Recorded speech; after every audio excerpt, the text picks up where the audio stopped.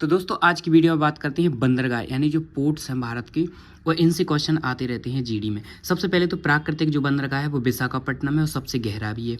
जुआरी बंदरगाह कांडला बंदरगाह को कहा जाता है। अगर कृत्रिम बंदरगाह की बात करें तो वो चेन्नई का है और सबसे प्राचीन बंदरगाह है। दाहेज बंदरगाह गुजरात में स्थित है। जो सॉल्ट द्वीप पर स्थित मुंबई बंदरगाह है।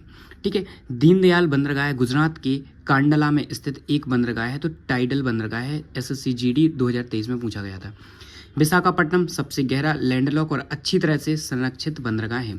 31 अक्टूबर 2022 की स्थिति में भारत में कितने गैर प्रमुख यानी लघु बंदरगाह हैं? तो 200 अक्टूबर 2022 तक भारत का सबसे बड़ा कंटेनर पोर्ट और कौन सा है? तो जवाहरलाल नेहरू पोर्ट है, जो कि महाराष्ट्र में है। ब्रिटिश ईस्ट इंडिया कंपनी द्वारा निर्मित भारत के सबसे पुराने संचालित बंदरगाह का नाम क्या है? तो यह कोलकाता बंदरगाह है, जो कि हुगली नदी पर बना है। एक नदीय प्रकार का बंदरगाह है।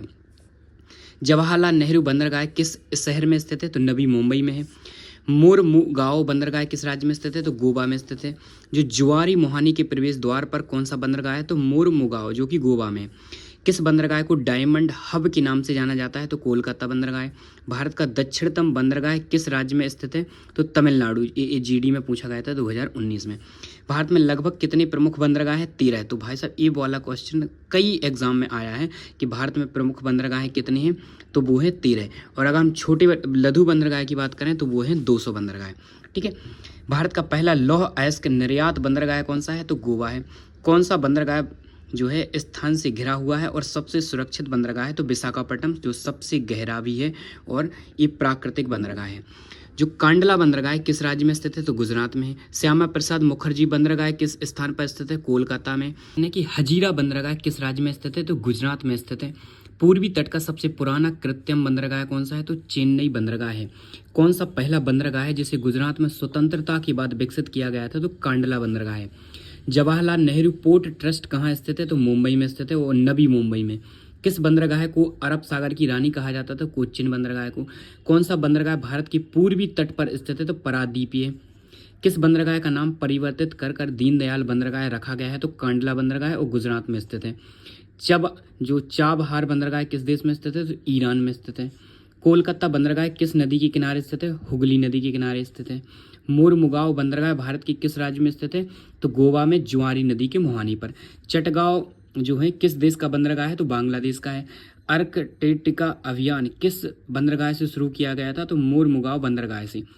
जो चाबहार बंदरगाह किस देश में स्थित है?